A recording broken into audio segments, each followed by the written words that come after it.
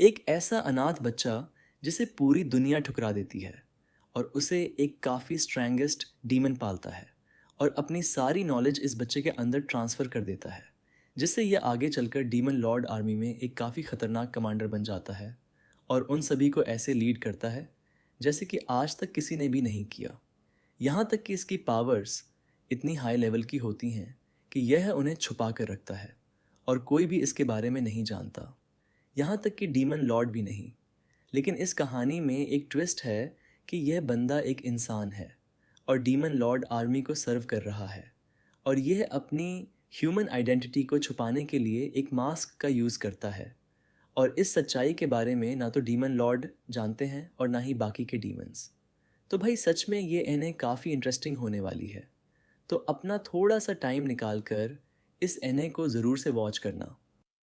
और हाँ, वीडियो को एंड तक देखना ताकि आपको पूरी स्टोरी समझ में आ जाए। तो चलो फिर इस कहानी को शुरू करते हैं। कहानी की शुरुआत में डीमंस इंसानों के कासल के ऊपर अटैक कर रहे होते हैं और वो काफ़ी जल्दी इसके मेन गेट को भी तोड़ देते हैं। यहीं पास में हम दो बंदों को देखते हैं। वो ये कहते हैं, अरे वाह, ये तो काफ़ी जल्दी हो गया। अगले पल ये सारे के सारे डीमंस टाउन के अंदर घुस जाते हैं और सभी को मारना शुरू कर देते हैं। ये सारा नज़ारा दूर से खड़े हुए एक कमांडर देख रहा होता है। तभी उसके पीछे एक बंदा आ जाता है, जिसको देखकर ये समझ जाता है कि यह बंदा डीमन लॉर्ड आर्मी का ही एक कमांडर है। वो ये कहता है, तुमने सारा कुछ पहले ही देख लिया है, तो अब तुम्हारे पास बस तीन ही ऑप्शंस हैं। या तो यहाँ से भाग जाओ, वरना अपने आप को मार लो, और तीसरा ऑप्शन, अपनी सारी की सारी टेरिटरी को हमारे हवाले कर दो, वो भी चुपचाप। तुम्हें क्या लगता है कि मैं तुम्हारी बातों में आ जाऊंगा? ये बोलने के बाद वह बंदा इसके ऊपर अटैक कर देता है। मैं ये जानता ही था कि तुम ऐसा ही करोगे। और वह अपनी पावर्स का इस्तेमाल करके इस बंदे को जान से मार देता है। अब वो अपने साथी से यह कहता है, तुम एक काम करो, इस बंदे की सारी चोटों को हील कर दो और साथ में बाहर जो भी घायल हैं उनकी भी। जिसके बाद ये कमांडर विंडो के पास आकर एक बैरियर को एक्टिवेट कर देता है और जैसे ही ये बाहर देखता है तो वह ये नोटिस करता है कि सारी की सारी वॉर ओवर हो चुकी है। पर ये सारा कुछ देखकर इस बंदे को काफ़ी गिल्टी फील हो रहा होता है। वो ये कहता है कि मैंने ये सारा कुछ किया, लेकिन मैं ये करना नहीं चाहता। सभी को ऐसा लगता है कि मैं एक डीमन हूँ, लेकिन जैसे ही वो मास्क उतारता है तो ये बात सामने आती है कि यह एक इंसान है। और वैसे इस बंदे का नाम है ईके। फिर हमें एक पास्ट का सीन दिखाया जाता है जहाँ पर यह बात हमारे सामने आती है कि ईके को एक बंदे ने पाला था जिनका नाम था रमबर्ग, और वह एक ग्रेट मेज थे। यहाँ तक कि वह मैजिक के बारे में काफ़ी अच्छे से जानते थे और उन्हें जितनी भी नॉलेज थी उन्होंने सारी की सारी नॉलेज ईके को सौंप दी। लेकिन मरने से पहले वो ईके से ये कहते हैं कि तुम इसके बारे में किसी को भी मत बताना कि यहाँ पर पहले एक हाई सिविलाइजेशन थी, वरना काफ़ी कुछ बदल सकता है। यहाँ तक कि वह यह भी कहकर जाते हैं कि एक को अपना मास्क किसी के भी सामने नहीं उतारना, वरना डीमन लॉर्ड उन्हें कभी भी माफ़ नहीं करेगा। प्रेजेंट में हम ये देखते हैं कि ए के ये सोच रहा होता है कि वो एक बेड के अंदर है, पर तभी अचानक एक लड़की उसके सामने आ जाती है, जिसको वो देखकर काफ़ी शॉक्ड हो जाता है। तुम यहाँ पे क्या कर रही हो और कब से हो? अय्यू अम्मा, मैंने कुछ भी नहीं देखा और मैं इसके बारे में किसी को भी नहीं बताऊंगी। तभी उसका सर टेबल से लग जाता है और वो बेहोश हो जाती है। तभी यहाँ पर एक पिग भागते हुए आता है जिसका नाम है ज़ेरॉन। वो ये कहता है कि हमने ह्यूमन की कासल को अपने कब्ज़े में कर लिया है और आपको ऐसा नहीं लगता कि आप कुछ ज़्यादा ही इंसानों को ज़िंदा छोड़ रहे हो। तुम इसके बारे में चिंता मत करो। जो नए डीमन लॉर्ड हैं वो बस रिज़ल्ट चाहते हैं, पर हमारे बाकी साथी ये बोल रहे हैं कि हम सारे इंसानों को जान से मार दें। अगर हम ऐसा कर देते हैं तो टैक्स कौन देगा? क्या तुम दोगे? तभी यहाँ पे काफ़ी सारे बंदे आ जाते हैं जो ईके से बात करना चाहते हैं। लेकिन तभी ज़ीरॉन सामने आ जाता है कि तुम इनसे बात नहीं कर सकते। जो बात करनी है मुझसे करो, जिसके बाद ये सारे टैक्स को लेकर बातें कर रहे होते हैं। इके उनसे कहता है कि तुम्हें बस उतना ही टैक्स देना है जितना कि तुम पहले दिया करते थे। ये सुनने के बाद सारे लोग काफ़ी खुश हो जाते हैं।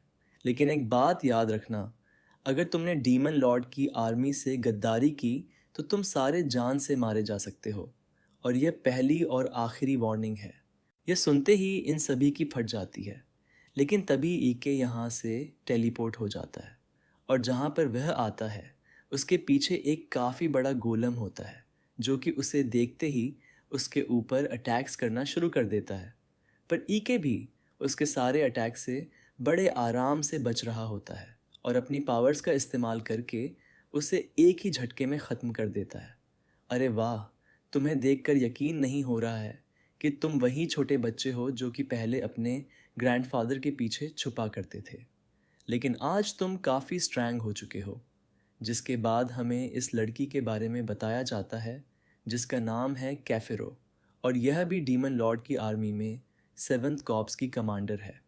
एक यह बताता है कि यह इकलौती डीमन है जो कि उसकी सच्चाई के बारे में जानती है। अब ये दोनों ऐसे ही उस जगह के बारे में बातें कर रहे होते हैं जहाँ पर एक के गया हुआ था। वो ये कहता है, अगर आप मुझे बुलाना चाहती हो तो आप मुझे मैसेज भी कर सकती हो। अभी तक वो ये सोचता है कि कैफ़ी उससे इसी बारे में जानना चाहती हैं, पर वो ये कहती है कि चलो मेरे साथ कोई है जो कि तुमसे मिलना चाहता है, मेरे कंधे पर हाथ रखो। जैसे ही वो ऐसा करता है तो यह दोनों यहाँ से टेलीपोर्ट हो जाते हैं। अब यहीं से हमारा सीन चेंज हो जाता है, जहाँ पर हम फिर से उसी लड़की को देखते हैं जिसके लिए ईके ने कुछ खाना और एक नोट रखा हुआ होता है, इसे खाओ और चुप रहो। अगले सीन में हम ये देखते हैं कि ईके डीमन कासल के सामने पहुंच चुका है, लेकिन यहाँ पर उसे काफ़ी अजीब लग रहा होता है। आखिरकार वो एक इंसान जो है आगे जाते हुए इन दोनों को गेट पर कुछ गार्ड्स मिलते हैं। ई के ये पूछता है, क्या ये लोग सभी को चेक करते हैं? अरे हाँ, ये लोग सभी को चेक करते हैं। अगर ऐसा हुआ तो मेरी आइडेंटिटी सभी के सामने आ जाएगी, खासकर डीमन लॉर्ड के सामने। अरे मेरे मुन्ना, इसके बारे में चिंता मत करो, मैं यह सारा कुछ संभाल लूँगी।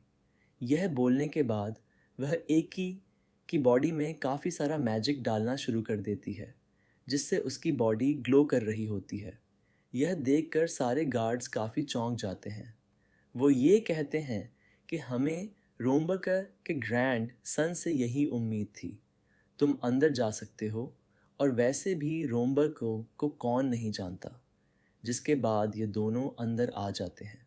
एक ये बताता है कि इस कासल को ऐसे बनाया गया है जिससे हमें डीमन लॉर्ड की पावर्स के बारे में काफ़ी अच्छे से जानकारी मिल जाती है। और भाई सच में ये कासल काफ़ी ज़्यादा बड़ा होता है, और एक भी चलते चलते काफ़ी थक जाता है। जैसे ही वो कैफेरो को देखता है तो वो हवा में फ्लॉट कर रही होती है। वो ये कहता है कि इस मैजिक का नाम है फ्लाइट, और मैं भी यह मैजिक कर सकता हूँ, लेकिन मैं उतना अच्छा नहीं हूँ। अब अगले सीन में ये दोनों डीमन लॉर्ड के कमरे के सामने आ जाते हैं। कमांडर उसे कहती है कि तुम बस यहीं रुको, पहले मैं अंदर जा रही हूँ और मैं डीमन लॉर्ड से बात करूँगी। यह बोलने के बाद वह अंदर चली जाती हैं। फिर हमें इस डीमन लॉर्ड के बारे में बताया जाता है जो काफ़ी ख़तरनाक और क्रूल है। एक ये बताता है कि यह वाला डीमन लॉर्ड काफ़ी ख़तरनाक है और किसी को भी उसके एबिलिटी के तौर पर जज करता है, और जो बंदा इस डीमन लॉर्ड को सबसे अच्छा लगता है यह उसे अच्छे से यूज़ करता है, चाहे फिर उस बंदे के अंदर मैजिक हो या फिर नहीं। एक भी ये सोचता है कि ये मेरा भी पहली बार है जब मैं एक डीमन लॉर्ड से मिलने वाला हूँ। तभी कमांडर यहाँ पर आ जाती है, तुम अंदर आ सकते हो। पर जैसे ही इक्के अंदर आता है तो वह ये देखता है कि यह डीमन लॉर्ड एक लड़की है। वो ये कहती है कि तुमने उस एरिया को एक ही हफ्ते में कैप्चर कर लिया। तुम तो सच में काफ़ी कमाल के हो। मैंने बस वैसा किया जैसा मुझे ऑर्डर दिया गया था, और सारा का सारा क्रेडिट मेरी कमांडर को जाता है। तुम काफ़ी दयालु लगते हो, और तुम्हारी बातें सुनकर तो ऐसा लग रहा है कि तुम एक इंसान हो। ई के ये सोचता है कहीं मैंने कुछ गलत तो नहीं बोल दिया, कहीं मैं फंस ना जाऊं। तभी कमांडर बीच में बोल जाती है। वो ये कहती है कि इस बंदे का नाम है ईके और ये रोमबर्ग का ग्रैंड सन है। ओ तो ये बात है। अब मैं समझी कि ये बंदा ऐसा क्यों है और इसने लोगों को क्यों नहीं मारा। अब इस सिचुएशन में ईके का दिमाग भी सनकना शुरू हो जाता है। वो ये सोचता है, मुझे ऐसा लगता है कि मैंने काफ़ी बड़ी गलती कर दी है और मुझे डीमन की तरह सोचना चाहिए था और सारे इंसानों को जान से मार देना चाहिए था। अब ए के सारी बातों को सुलझाते हुए ये कहता है, अगर हम इंसानों के अंदर डर पैदा करेंगे तो वो कभी भी हमारी बातों को या हमारे ऑर्डर को ओबे नहीं करेंगे। और पास्ट में भी ऐसा काफ़ी बार हो चुका है, जैसे कि आप जानते ही हो। डीमन लॉर्ड ये कहती है, क्या ये सारी बातें रोमबर्ग का ओपिनियन थी? अरे हाँ, कुछ ऐसा ही। पर डीमन लॉर्ड से कुछ देर बात करने के बाद ईके यह समझ जाता है कि वो भी पास्ट में हायर सिविलाइजेशन के बारे में काफ़ी कुछ जानती हैं, जैसे कि रमबर्ग जानते थे।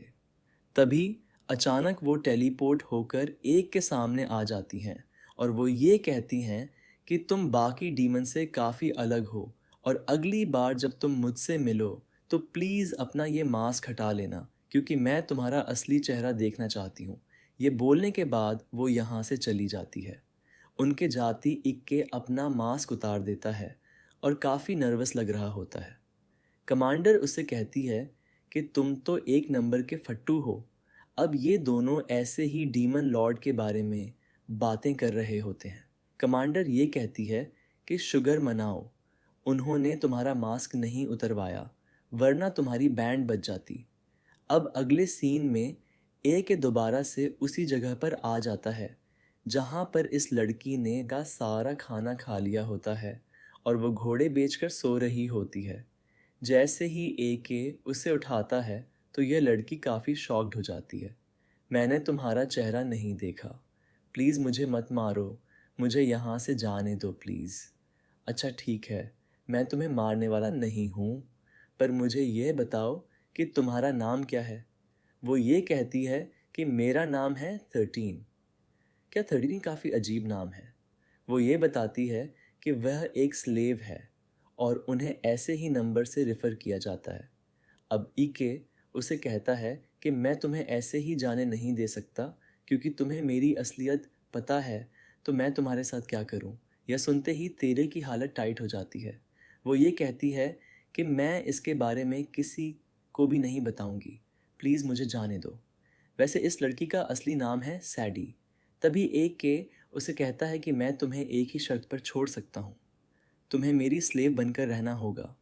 अगर तुम्हें यह शर्त मंजूर है तो तभी सैडी उसे गले से लगा लेती है। अरे मेरे राजा, मुझे यह शर्त मंजूर है। अब अगले सीन में हम ज़रॉन को देखते हैं जो ईके को कांग्रेचुलेट कर रहा होता है, क्योंकि वो इवेलियस का रूलर बन चुका है। जिसके बाद ये बात सामने आती है कि यही वो रिवॉर्ड है जो कि डीमन लॉर्ड ने ईके को दिया है। जिसके बाद कमांडर ईके को ये बताती है कि वैसे तो ये एक छोटा सा गांव है, बट ये हमारी आर्मी के लिए और फाइट के लिए एकदम फ्रंट लाइन है और यहाँ पर उसका यही काम है कि उसे इस जगह को प्रोटेक्टेड करना है और साथ में यहाँ से आने वाले रेवेन्यू को भी डबल करना है। ये सारी कहानी सुनने के बाद ए के का दिमाग ख़राब हो जाता है। वो ये कहता है कि वॉर के बीच में मैं ये सारा कुछ कैसे करूँगा, या तुम्हारा हेडेक है तो तुम ही जानो। अगली सुबह एक के सारे डीमंस के सामने आ जाता है। वो ये कहता है कि तुम यह बात काफ़ी ध्यान से सुनो। अब यह जगह हमारी फ्रंट लाइन होने वाली है और इस जगह के ऊपर कभी भी अटैक हो सकता है, तो तुम सभी को चौकन्ना रहना है। अब उसे ये बात काफ़ी खल रही होती है कि कमांडर ने उसे ये काम सोच समझ कर नहीं दिया। अब ई के जरॉन के पास आ जाता है। वो ये कहता है कि पहले हमें वॉल्स को ही रिपेयर करना होगा। अच्छा मालिक, मैं बंदे ढूंढता हूँ। लेकिन जैसे ही उसे ये पता लगता है कि इन वॉल्स को रिपेयर करने में 6 महीने लगने वाले हैं, तो ईके काफ़ी शॉक्ड हो जाता है। अब वो ये सोचता है कि यह टाइम तो काफ़ी ज़्यादा है, पर कोई ना कोई तो रास्ता ज़रूर होगा। और तभी उसके दिमाग की बत्ती जल जाती है और वह ये कहता है कि हम ये सारा काम 1 महीने में ही ख़त्म कर सकते हैं। ज़ीरॉन यह सुनने के बाद काफ़ी शॉक्ड हो जाता है। यह काम तो इम्पॉसिबल है। पर अगले सीन में हम ये देखते हैं कि डीमंस और ह्यूमंस दोनों ही एक साथ काम कर रहे होते हैं। ज़ीरॉन ये सोचता है कि पहली बार मैंने ह्यूमंस और डीमंस को एक साथ काम करते हुए देखा है। ईके तो काफ़ी कमाल के हैं। यहाँ तक कि ईके ने इन सभी को काम करने के लिए सैलरी पर रखा हुआ है और इसीलिए सारे जी जान लगाकर काम कर रहे हैं। ज़ीरॉन ये सोचता है कि अब मुझे पता लगा कि यह डीमन लॉर्ड आर्मी में इतने ब्रिलियंट कमांडर कैसे हैं। यहाँ पर ये सारे डीमंस एक काफ़ी बड़े पत्थर को हिलाने का ट्राई कर रहे होते हैं, पर उनसे यह नहीं होता। तभी यहाँ पर ईके आ जाता है, जो कि अपने मैजिक का इस्तेमाल करके इस बड़े पत्थर को एक ही झटके में चकनाचूर कर देता है, जिसको देखकर यह सारे के सारे लोग काफ़ी चौंक जाते हैं। और भाई, यह सारा कुछ देखकर ज़ीरॉन की आंखों में आंसू आ जाते हैं। अरे मालिक, आप तो सच में काफ़ी कमाल के हो और आपको देखकर ऐसा लगता है कि आप ही अगले डीमन लॉर्ड बनने वाले हो। आई शपथ। अब ये सारे के सारे डीमंस एक और जगह पर जाकर वहाँ पर कब्ज़ा करने का ट्राई कर रहे होते हैं और यहाँ पर जो लोग हैं, यानी कि इंसान, वो अपने मैजिक का इस्तेमाल करके इन्हें रोकने का ट्राई करते हैं। पर ये डीमंस काफ़ी स्ट्रैंग। मेन गेट को तोड़ने के बाद सारे डीमंस अंदर घुस जाते हैं और सबको मारना शुरू कर देते हैं। तभी एक बंदा डीमन लॉर्ड के पास आता है और सब रिपोर्ट देता है। डीमन लॉर्ड कहती है अगर सारे इंसान एक साथ मिलकर हमसे टक्कर लेने आ रहे हैं तो मैं एक काम उसे सौंप रही हूँ। अगला सीन कट होता है एक बंदे पर जो लोगों को एक चीप सी गेम खिला रहा होता है। गेम ये होती है कि 3 ग्लास के नीचे एक बॉल होती है और गेस करना पड़ता है कौन से ग्लास के नीचे है। तभी सैटी भी वहाँ आ जाती है और वो ट्राई करती है गेस करने का। बंदा उसे कहता है तेरे पास कितने पैसे हैं जो तू इस गेम में लगाना चाहती है। सैटी बोलती है मेरे पास देखो पैसे वैसे तो नहीं है।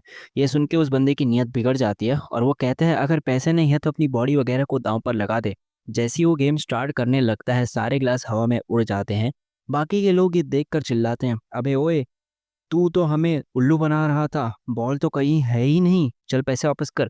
ये सब एक्चुअली आगे करता है, वो सैटी को ले जाता है और वापस जाते हुए देखता है कि बहुत सारे सोल्जर्स एक जगह मार्च कर रहे हैं। उसके दिमाग में फ्लैश होता है कि शायद किंग अलायंस बना रहा है। सैटी उसे पूछती है अलायंस क्या होता है। ईके समझाता है ये एक ऐसा संघ है जो काफ़ी पुराने टाइम से बनता आया है। जब भी बड़ा खतरा आता है सारे नेबरिंग कंट्रीज एक साथ जुड़ जाती हैं। सैटी बोलती है ओह, मतलब जब डेमंस अटैक करते हैं तो ह्यूमंस को एक साथ मिलकर फाइट करना पड़ता है। ये बोलता है हाँ, पहले भी अलायंस बने हैं और डेमन लॉर्ड की आर्मी 3 बार पहले भी हारी है। अगर इस बार भी वो हारे तो उन्हें वापस जाना होगा। यह सुनकर सैटी उदास हो जाती है। ईके उससे कहता है तुझे क्या हुआ, अगर डेमन लॉर्ड की आर्मी चली गई तो तू फ्री हो जाएगी ना। सैटी बोलती है हाँ। सैटी बोलती है ह्यूमंस की बस्ती में एक स्लेव हमेशा स्लेव की तरह ही ट्रीट होता है। तुम्हारे जाने के बाद मैं भी उन बच्चों की तरह हो जाऊंगी जो सिर्फ गुलाम की तरह जिंदगी जीते हैं। ईके उसे तसल्ली देता है टेंशन मत ले, अभी का डीमन लॉर्ड बहुत स्ट्रांग है, हम इजीली नहीं हारने वाले और मैं भी कहीं नहीं जाऊंगा। तभी वहीं दुकानदार एक गुंडे के साथ आ जाता है और कहता है तूने मेरी ट्रिक खराब कर दी, अब पैसे निकाल और अपनी स्लेब भी मुझे दे दे। ईके गुस्से में उस बंदे के पैर जमा कर उसके चेहरे पर आइस ब्लेड्स ले आता है।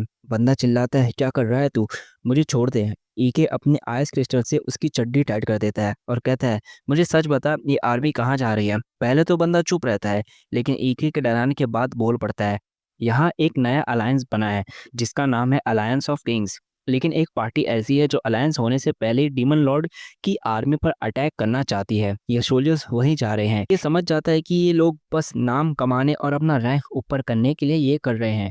ईके पूछता है कि कहाँ अटैक करेंगे। बंदा बोलता है एविलियस, क्योंकि वहाँ के गेट सबसे कमज़ोर हैं। सीन शिफ्ट होता है और ईके अपना काम कर रहा होता है।